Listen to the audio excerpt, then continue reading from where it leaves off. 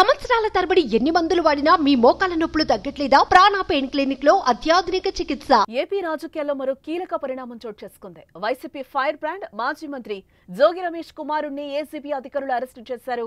CID స్వాధీనంలో ఉన్న అగ్రిగోల్డ్ భూములను జోగి కుటుంబ సభ్యులు కబ్జా చేశారనే ఆరోపణల నేపథ్యంలో ఈ రోజు ఉదయం 5 గంటల నుంచి ఇబ్రహీంపట్నంలో జోగి రమేష్ నివాసంలో సోదాలు చేపట్టిన ఏసీబీ జోగి రమేష్ ను అదుపులోకి తీసుకున్నట్లుగా తెలుస్తోంది. ఇంటిని మొత్తం తమ ఆధీనంలోకి తీసుకుని 15 మంది అధికారులు రమేష్ ఇంటిని జల్లెడ పట్టారు. సోదాల్లో పలు రికార్డులు, డాక్యుమెంట్లను కూడా వారు పరిశీలించినట్లుగా తెలుస్తోంది. అనంతరం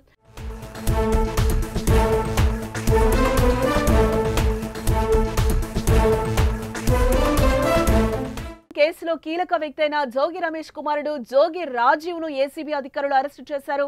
అయితే రాజకీయ కక్షల్లో భాగంగానే తనను అరెస్టు చేశారని జోగి రాజీవ్ అంటున్నారు. అందరూ కొనుగోలు చేసినట్లుగానే తాము కూడా భూమిని కొనుగోలు చేశామని, అందులో తప్పేముందని అంటున్నారు.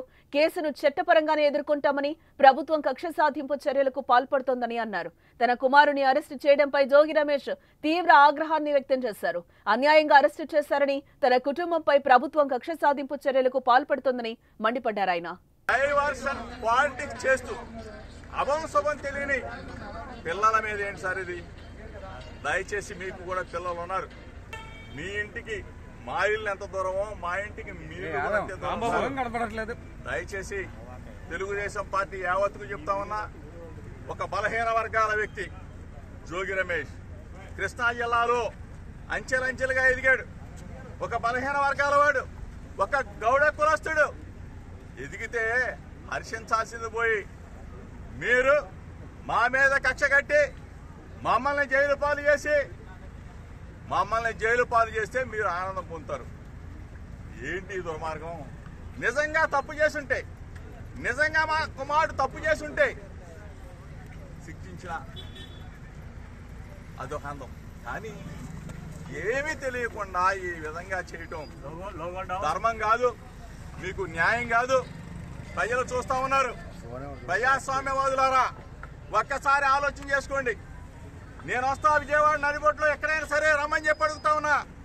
ఎన్టీఆర్ జిల్లా అంబాపురం గ్రామంలో ఆర్ఎస్ నెంబర్ 69/2 రీసర్వే నెంబర్ 87లో 87లో అగ్రిగోల్డ్ కు చెందిన సుమారు 2300 గజాల భూమి ఫ్లాట్ల రూపంలో ఉంది. దీన్ని ఏపీ సిఐడి స్వాధీనం చేసుకుంది. అగ్రిగోల్డ్ జప్తు చేసిన భూముల్ని ప్రభుత్వ నిషేధిత జాబితాలో చేర్చింది. అంటే వాటిని రిజిస్టర్ చేసే అవకాశమే లేదు. అయితే జోగి రమేష్ అండతో ఆయన కుటుంబ సభ్యులు ఆ భూములను రిజిస్ట్రేషన్ చేసుకుని వేరొకరికి విక్రయించారని అగ్రిగోల్డ్ కు చెందిన అవ్వ వెంకటశేషు నారాయణరావు విజయవాడ 2 టౌన్ పోలీసులకు ఫిర్యాదు చేశారు. మంత్రి జోగి రమేషే అధికారులపై ఒత్తిడి చేసి అధికార దుర్వినియోగానికి పాల్పడినట్టుగా ఆరోపణలు ఉన్నాయి. దీంతో ప్రభుత్వం దీనిపై దృష్టి సారించింది. ఈ నేపథ్యంలోనే మెరుపు దాడులు చేసి అరెస్టులకు తెరలేపడం ఉత్కంఠం రేపుతోంది. జోగి రాజీవ్ అరెస్టుతో ఎటువంటి అవాంఛనీయ సంఘటనలు జరగకుండా పోలీసులు బందోబస్తు ఏర్పాటు చేసినట్లుగా తెలుస్తోంది.